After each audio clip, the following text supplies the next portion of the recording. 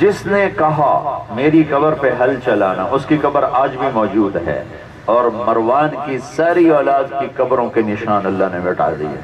عمر کی قبر آج بھی موجود ہے، اور آج بھی وہاں فاتحہ پڑھنے والوں کا رش ہے۔ اور ولید بھی گیا، عبد الملک بھی گیا، سلیمان بھی گیا، یزید بھی گیا، ہشام بھی گیا، ابراہیم بھی گیا، مروان، ایک کی قبر موجود نہیں سر، ایک شخص کی قبر موجود۔ اور پھر جب ان کا انتقال ہونے لگا تو انہوں نے بلایا رجا بن حیوہ کو، کہنے کہ دیکھو میں نے 3 بادشاہوں کو قبر میں اتارا، ایک عبد الملک، ایک ولید، ایک سلیمان۔ جب میں نے ان کی کفن کی گرہ کھولی تو میں نے دیکھا ان کا چہرہ قبلے سے یوں ہٹا پڑا تھا، اور ان کے رنگ کالے سیاہ پڑ چکے، اور ان کو دنیا سے گئے ہوئے 1300 سال ہوئے ہیں۔ میں آج ان کے وکیل بن کے اللہ کی قسم اٹھا کے کہتا ہوں، زنا نہیں کرتے تھے، شراب نہیں پیتے تھے، نماز نہیں چھوڑتے تھے، تہجد نہیں چھوڑتے تھے، روزہ نہیں چھوڑتے تھے، زکوٰۃ نہیں چھوڑتے تھے، بلکہ ولید بن عبد الملک تہجد میں 10 سپارے پڑھا کرتا تھا، نفلوں میں کھڑے ہو گئے۔ چہرہ کیوں پھر گیا، رنگ کیوں کالے پڑ گئے؟ ظالم تھے، ظلم کیا انتہا درجے کا، ان کا اور ان کے ذمہ اور کوئی فرد جرم، صرف ظالم تھا۔ اب تمہاری مرضی ہے، ظالم پولیس والا بن کے مر جاؤ یا عادل بن کے مر جاؤ، ظالم بن کے مر جاؤ، مظلوم بن کے مر جاؤ۔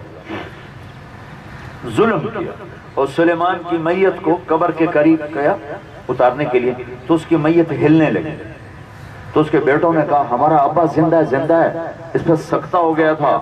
حضرت عمر نے کہا، عمر بن عبدالعزیز، نہیں بچو، بل عجل اللہ بالعقوبہ، عذاب قبر جلدی شروع ہو گیا ہے، چھپاؤ چھپاؤ، عذاب قبر جلدی شروع ہو گیا ہے۔ محمد بن قاسم کا قتل ایسے تو نہیں چلا جائے گا، محمد بن قاسم جیسے کو قتل کرنے والا، ہمارا تو وہ محسن ہے، میرا ضلع ملتان ہے، ہم تو اس کے کھاتے میں ہیں۔ سندھ سے لے کر ملتان تک کا سارا اسلام اس نوجوان، اور وہ چین تک جانا چاہتا تھا، اور اسے اپنے اقتدار کی بھینٹ چڑھا کے قتل کیا۔ تو اللہ تعالیٰ تو کمزور نہیں ہے، بہت طاقتور ہے۔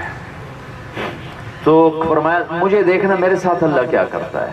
جب ان کا انتقال ہوا اور ان کی میت کو ایسے لحد کے قریب کر کے اتارنے لگے، ایک پرچہ ہوا میں یوں اڑتا ہوا آیا، لوگوں نے دیکھا ایسے آ رہا ہے، ایسے آ رہا ہے، آتا آتا آتا آتا حضرت عمر کے سینے پہ آ کے یوں گر گیا۔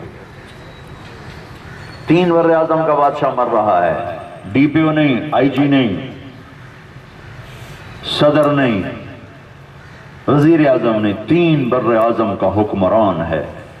پرچے کو اٹھا کے دیکھا تو اس پہ لکھا تھا بسم اللہ الرحمن الرحیم براءۃ من اللہ لعمر بن عبد العزیز من النار، اللہ نے عمر کو جہنم سے نجات دے دی۔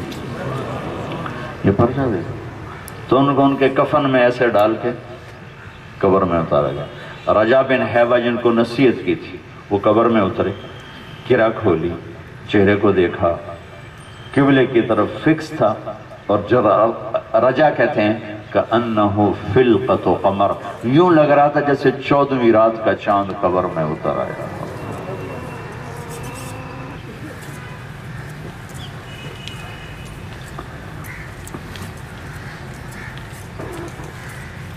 تو بھائیو، میرا دیس آج آپ کی مدد کا محتاج ہے۔ کسی قوم کو تباہی اور زوال کا سامنا پیسے کی کمی سے کبھی نہیں ہوا، بھوک کی وجہ سے کبھی نہیں ہوا، اسباب و وسائل کے ٹوٹنے سے کبھی نہیں ہوا۔ جو قوم بھی ہلاک ہوئی ظلم کی وجہ سے، جھوٹ کی وجہ سے، بددیانتی کی وجہ سے۔ اپنے تھانوں سے ظلم نکال دو، جھوٹ نکال دو، دھوکہ نکال دو،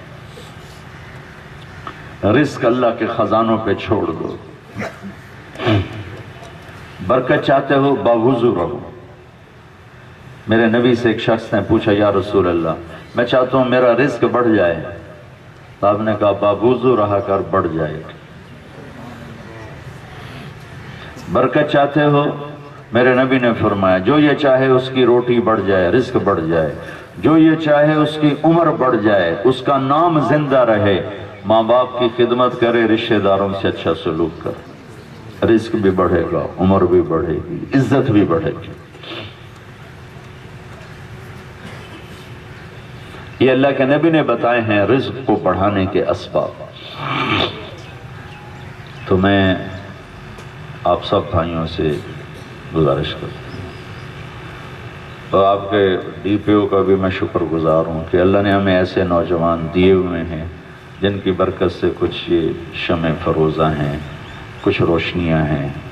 ایسے نوجوان نہ ہوتے تو شاید اب تک زمین ہمیں نگل چکی ہوتی، یہ پانی بہا چکا ہوتا کہ مظلوم کی ہائے سے اللہ کے واسطے بچنا۔ آپ نے کہا اتقی دعوت المظلوم، مظلوم کی بد دعا سے بچنا، فَإِنَّهُ لَيْسَ بَيْنَهُ وَبَيْنَ اللَّهِ حِجَابٌ، اس کے اور اللہ کے درمیان کوئی پردہ نہیں ہوتا۔